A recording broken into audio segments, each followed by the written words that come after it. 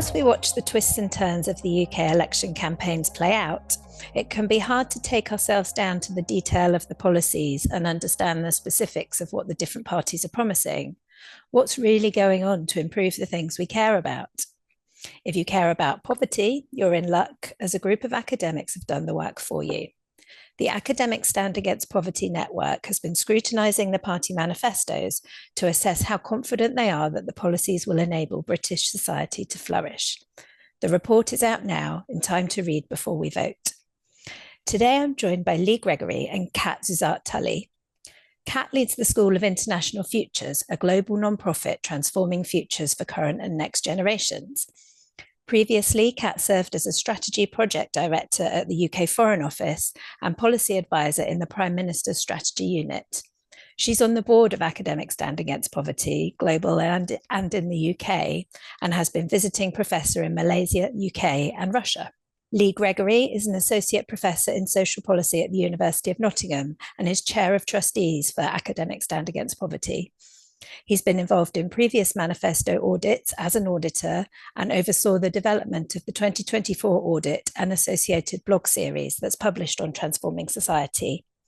So welcome, Kat and Lee. Thank you so much for joining us today. Kat, before we get into the details of the audit, please can you tell us who are Academic Stand Against Poverty? Tell us a bit about the network and the history of the audit. Hi, Jessica. Thank you so much for inviting us on this podcast. It's a real pleasure to be able to share a little bit about Academic Stand Against Poverty, what we do, and why the manifesto audit is such an important part of helping academics connect to citizens in this critical endeavour of being informed in advance of voting in the general election on the 4th of July. Academic Stand Against Poverty are in fact a global network with about 20 chapters in different countries that was established in 2010.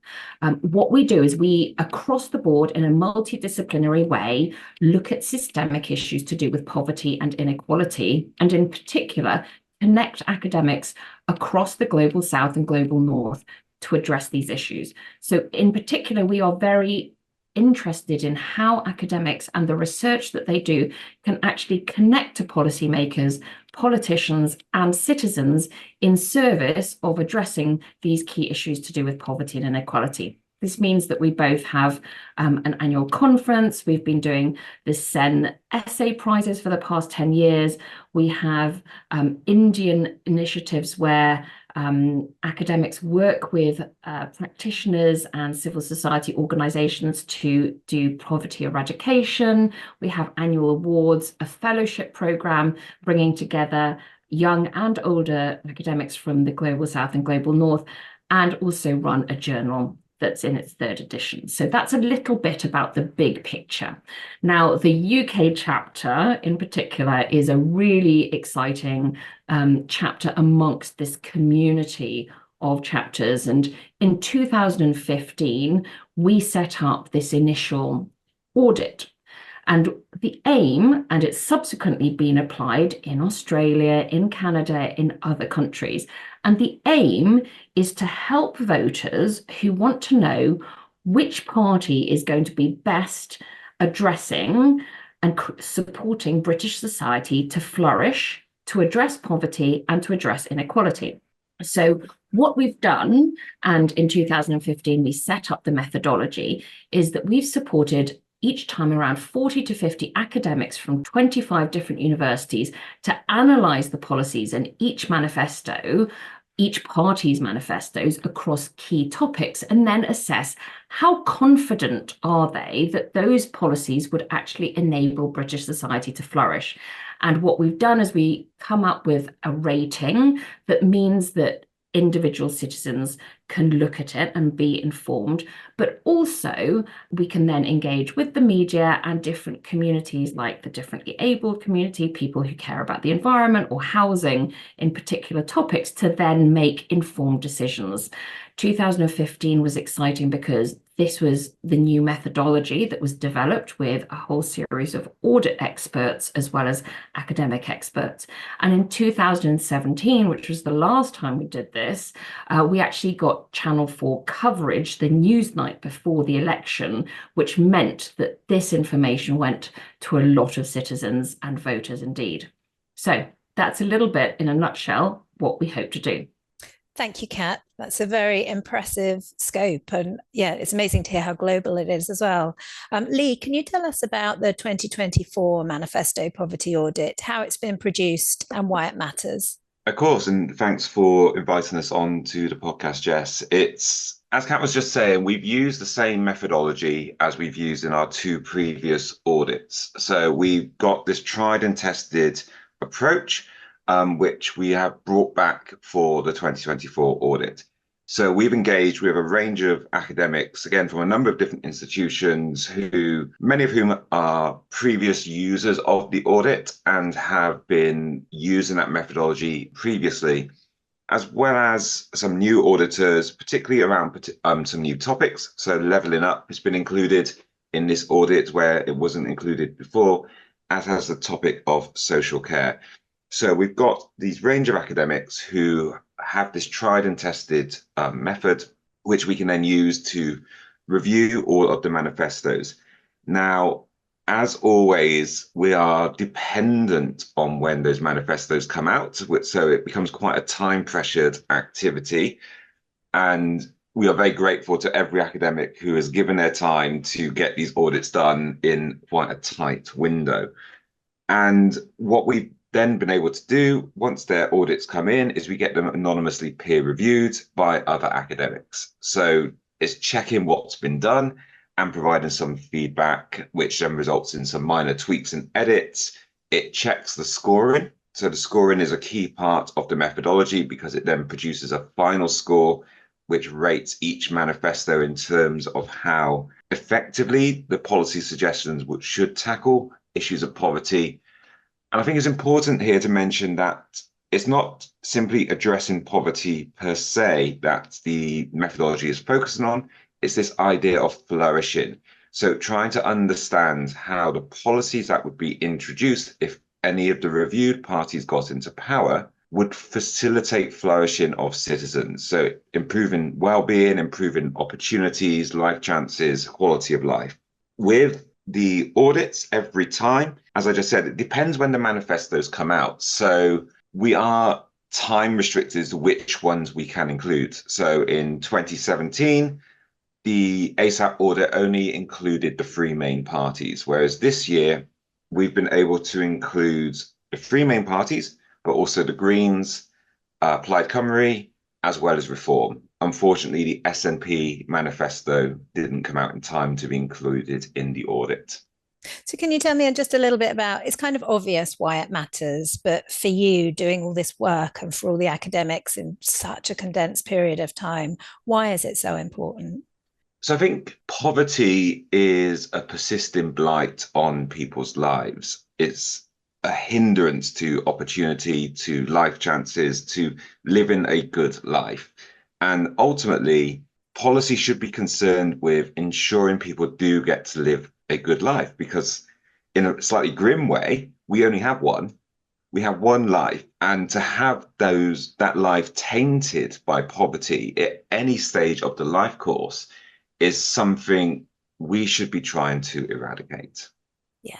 So let's go on to talk about the findings of the audit for these 2024 manifestos. How do they stack up when it comes to addressing poverty and inequality? So we've been going through the scoring, we've looked at the reviews. As you'll see from the full audit that's now available, the Greens have come out on top, as they did back in 2015 as well. They tended to rate highly on all of the topics that we've reviewed in our audit. Plaid Cymru and the Liberal Democrats have come out sort of second and third, and Labour have come out sort of middle of the scoring, but in fourth place, with the Conservatives and the Reform Party coming towards the end. And actually, if we replace UKIP for Reform, as it would have been UKIP in 2015, that was part of the audit, this pattern more or less mirrors what we saw in 2015. And perhaps slightly depressingly, order scores are slightly down on 2015 as well. And it makes me think a bit about the ambition perhaps within the manifestos and how for those that have come out on top, so the Green Party, Plaid Cymru, Liberal Democrats, they're probably parties that don't expect to be in power. So they're able to offer perhaps a more radical agenda to be a party of opposition who can then put pressure on the government. And I think the Labour scoring perhaps reflects, as we've seen in lots of the commentary around the election, a more cautious approach by the Labour Party, that repositioning of the Labour Party, particularly compared to 2017, where in 2017 they scored much higher in our audit than they are now. I think it's about almost double in terms of the score. I think they're about 1.8 or so this round, and it was 3.7, I think, or 3.5 in 2017. So that would have been Labour under Corbyn. Yeah. So we've seen a significant shift in where Labour sits in relation to its anti-poverty ambition here. And I think it's interesting to then look at the different policy areas that we've audited as well.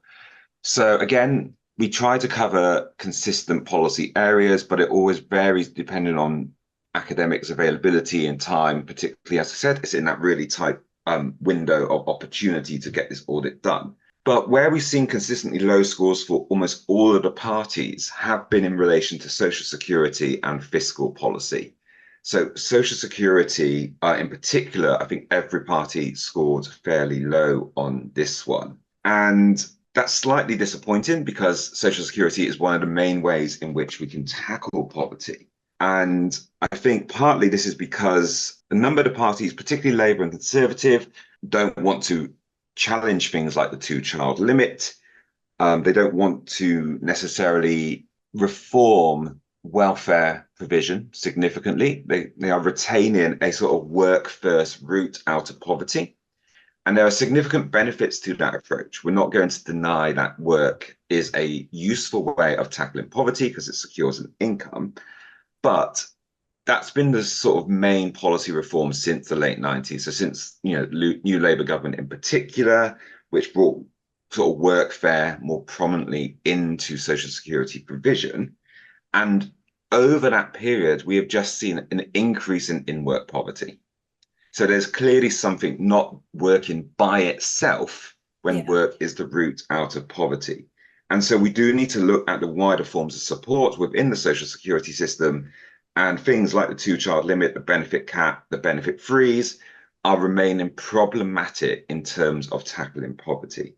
In fairness, the Green Party, Liberal Democrats, Plaid Cymru are trying to offer a more sort of beneficial set of changes or reforms to social security, which could facilitate a more flourishing approach to policy. But overall, they still scored quite low. I mean, it's kind of sad to say that things haven't improved and have in fact got slightly worse since 2015, but perhaps not that surprising given the shift and changes in Labour Party especially that we've seen. But was there anything in the manifestos that did surprise you? I think for me, the main surprise was how close the scoring did fit the 2015 election. Right. Okay. And there may be things we can read into that in terms of what the election outcome might be. I think, again, it's largely, as I said a moment ago, potentially linked to how parties have positioned themselves to the electorate. So trying to demonstrate that they have an ambitious, program for government, but they know they're actually going to be in opposition. So it's about putting pressure on what looks likely to be a Labour Party majority. Whereas Labour and Conservative parties are perhaps, as I said, trying to be a bit more cautious in how their policy is being presented. And I think if we look at like the housing audit within our overall audit, for example, again, we can start to see how that more cautious approach is perhaps coming to the forefront of, the policy manifestos, because there's lots of suggestions and promises around house building, for example, but the parties vary on what type of housing that's going to provide. So I think it's the Green Party are a bit more explicit about how many social housing they're going to produce, but they don't really talk about other types of tenure. Whereas the Conservative and Liberal Democrat, so Conservative and Labour Party focus more on first-time buyers, on trying to create affordable housing, but that doesn't necessarily benefit younger citizens who are more likely to be renting, because the average age of buying a house for the first time is, mid-30s probably. Yeah. Yeah. So even within some of the policy detail, we see different groups of the population being targeted or being sort of reached out to for those voting sort of hopes. And I think if we think about the fiscal policy, like I said as well, that was quite lowly scored across all the parties. Largely that's because Conservative, Labour and Liberal Democrats are trying to stick to these fiscal rules that have been sort of purported for quite some time now. And only the Green Party is kind of sought to say we're not going to be held back by those rules. We are going to sort of invest or create policy in new ways. But with fiscal policy, so, our audit is telling us a number of the sort of tax increases or tax changes that are being suggested are lacking specificity. So there's things being hinted at within the manifestos, particularly I think across all the different policy areas that we've looked at, but sometimes some of the specifics, some of the details are a bit vague.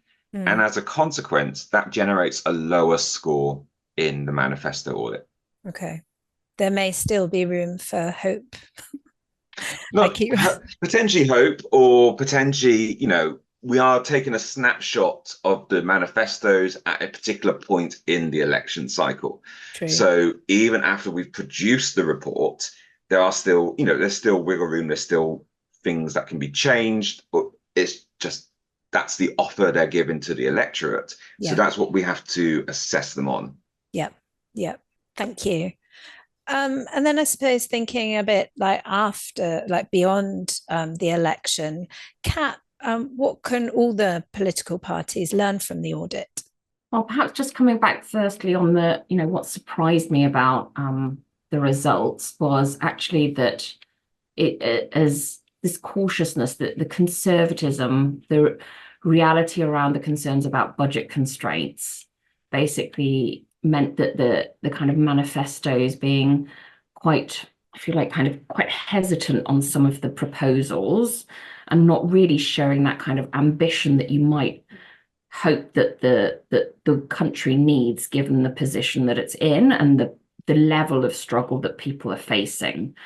So it's interesting to kind of think about what this means for political parties, and in particular, what's come out very clearly is that some voters really care about the poverty and flourishing and well-being angle, that it's possible to put academic insights in service of voters, to get them to think about systemic issues and the interdependency of issues around housing and climate, for example, and infrastructure, and that you can get some kind of rigorous insights and evidence on this issue. But I think overall, what this has kind of clearly signals is that there's probably an insufficient focus across the board to grip and address by any political party some key issues that are of real concern to voters. So it could be really interesting to see, once the party who wins is in power, how ambitious they are willing to be, and in particular, how ambitious they're willing to be to address some of the long-term issues like social care and climate change that need cross-party cooperation across different terms of parliament to address these issues, because these are long-term questions facing the well-being of citizens, young and old, that need gripping, and yet manifesto after manifesto are failing to grip them. Now, depending on your view of how voters see this issue, this is potentially going to become increasingly an existential problem for our democracy as we know it, right? Look at the EU elections, look at the Portuguese elections. It could be really interesting to see what youth turnout looks like this time around, because And this is something that the liaison committee from Parliament, and I should put a caveat that I was a specialist advisor to this inquiry, who were looking at issues of national strategy. They concluded 2 weeks ago that this inability of government and the political parties to actually develop a national strategy that addresses the long-term issues facing the UK is an existential problem for democracy. And if we want to protect democracy, that we need to start developing the capacity to do that, both as civil servants and as politicians. But also, and I think that the big question facing us is whether we can have that kind of dialogue in society to grip these big and discuss these big issues, and perhaps move the Overton window, if you like, to talk about issues like the number of children. It's like why we're talking about a 2 per child gap when we have a huge demographic problem facing us is really interesting, right? It seems as if the short-term political discussion is not really looking and addressing the kind of challenges that we face in the UK if you start looking 15, 20 years out, where we've got all sorts of problems in terms of funding the kind of the older person bulge that we'll have with a much smaller youth population. And so there's all sorts of interesting questions that will arise depending on whether we have a change of government or not, as to whether, for me, and it's whether the conversation under the next government, whatever hue, is able to start having a very candid conversation about some of these long-term dynamics around. And, we were talking about fiscal challenges. I mean, there are huge potential disruptions to taxation and revenue coming into government, not just because of the demographic cliff that we're facing, but also because of what's going to happen in terms of taxation revenue with new forms of the economy that's online through AI. The business model of the state is going to be profoundly affected, not just because traditional revenues are down and a traditional expenditure goes up, but because of very major impacts of emerging technology. And that just doesn't seem to be on the table. And I think that's the kind of courage that I think we're going to need to see from the next government. And that's, to a certain extent, going to have to be a cross-party conversation and certainly a whole of society conversation. It's interesting to see that Ella's Kitchen is kicking off a petition this week about, in the next 100 days of the next government, to call for a Future Generations Act that will help address some of this. So I'm hoping that the manifestos that we see are perhaps the last gasp of an old system that's struggling to confront the policy challenges of the 21st century, and that the next government is able to put the institutional and other policy measures that are possible, and we can learn from Wales, for example, and interesting work that's being done in Scotland, as well as internationally, on how to do that. And the Summit of the Future that's taking place at the UN General Assembly in September, I think, is a good place to start. And whatever government we have in the UK in September, to take that kind of advantage of that moment, I think will be an important point. Thank you. That's absolutely fascinating, isn't it? That almost like a disconnect between what's in the manifestos and what's actually going on in the world, and how far the next government will be prepared to go to address that. To both of you, is there anything else in particular you would like people in the UK to consider before they go and vote on the 4th of July? Lee, do you want to go first? I think we need to just reiterate that the audit is an assessment, but it's not trying to advocate people vote for one party over the other. It's providing a analysis of what's in the manifestos for people who are interested in tackling poverty to use to help inform how they want to vote. So it's not saying you must vote for one party over the other. It's here's some analysis, here's some evidence of this. So there are a number of policy areas we weren't able to cover in the audit. So I would be encouraging people to consider that same idea of flourishing, of trying to tackle poverty, and what the parties are offering in those areas we haven't been able to cover to address that issue of poverty, to promote that notion of flourishing. And again, picking up on what Kat was just saying briefly about, the longer term challenges, one of the ways we want to try and address that is by bridging the gap between different generations. And the start of the election campaign saw the Conservative Party obviously advocating some form of national service and lots of media commentary about how this was going to try and generate support amongst older voters whilst isolating younger voters who generally don't vote for the Conservatives anyway. And I think we need to get away from policies that try to create that division between generations and that media narrative that there is a division between generations, and actually try and find ways we can promote better intergenerational connections and support, because that's where we're going to get broader based political support for some of the things Kat was just saying about that longer term, more strategic thinking. I think the only other thing I'd probably be adding into that, and again, it comes a bit out of what Kat was just saying briefly about the 2-child limit. One thing that's always occupied my thinking around that is, why is the third child, the fourth child not deserving of support? So in social policy debates, we've got 100+ years of deserving and undeserving narratives. And particularly in the last 30, 40 years, that boundary has shifted a lot in policy debate and policy rhetoric. And I worry that what we're starting to see now is some of that undeservingness being transferred to children. And I think that's an incredibly problematic way to think about policy interventions. So parties that I think are starting to say there are certain groups of people who are undeserving of support, not just in the policy areas we've looked at, but in other policy areas. That's something I would be saying to voters: look to see what they're saying. Yeah, red flags. Kat?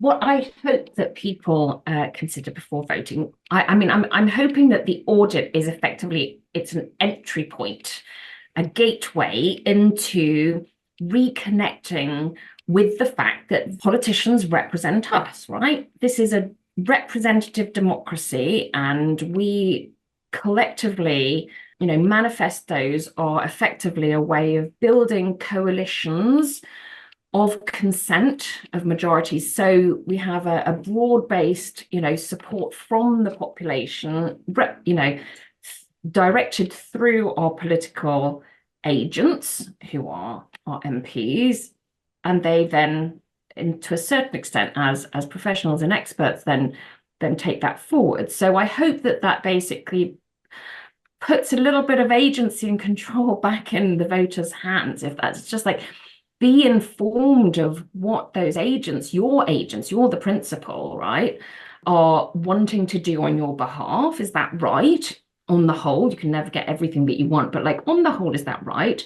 But also, as well as being informed, think collectively and with empathy. Just do think about who might be the wider winners and losers from measures, and holding that sense of solidarity, because we are a community, is, I think, important. And then, thirdly, seeing this then as a contract. There is a process of accountability and scrutiny beyond turning up and voting in this kind of once in a 5-year cycle representative democracy process, to think about, what are the other deliberative forms of democratic action you could choose to engage with. And, that's the kind of big picture piece. Of course, what's really going to matter is who is your MP and to what extent your vote actually makes a difference. It does seem as if there's a lot to go for, right? The kind of variation this year is greater than normal. So first of all, make sure you do go vote, but also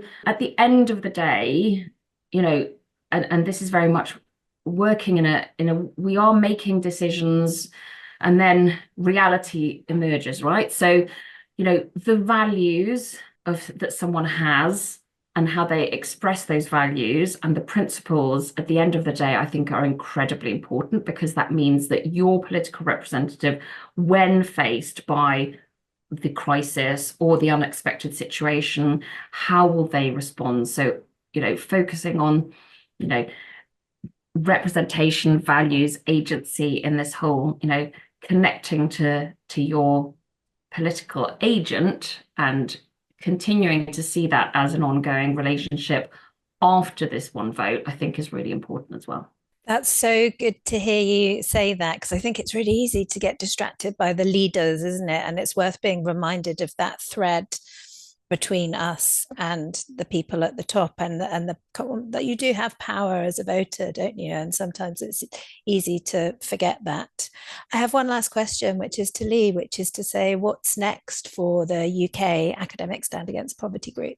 So we've got, as you know, our blog series with Transforming Society. So we're going to have one final blog for that series coming out after the election, sort of reflecting on, some of the consequences and the outcome. We're hoping to hold an event in about 6 months after the election to start reflecting on how things have gone for whoever forms the government. So a bit longer than their first 100 days, but giving them a bit of a lead-in time. And using that then to hopefully launch a more systematic series of regular events throughout the year, where we bring together a series of academics around any particular topic related to our poverty themes and open them up to people to join us in the virtual seminars to discuss. We're hoping that the event looking at the 6 months after the election will be an in-person event. So details for that will hopefully be coming out in 4 or 5 months' time. That sounds amazing and really exciting to just be carrying it on beyond the election and keeping engaged with what the network's doing. It's brilliant. So the Academic Stand Against Poverty Audit Report is now available to download for free from the Policy Press website, which is policy.bristoluniversitypress.co.uk. And you can also find out more about the audit by visiting ukpovertyaudit.org. So thank you for listening. If you've enjoyed this episode, please follow us wherever you get your podcasts. And thank you very much to Kat and Lee. It's been fascinating to talk to you today, and I really appreciate you giving us your time. Thank you so much, Jess. And thanks to all your listeners. Thank you.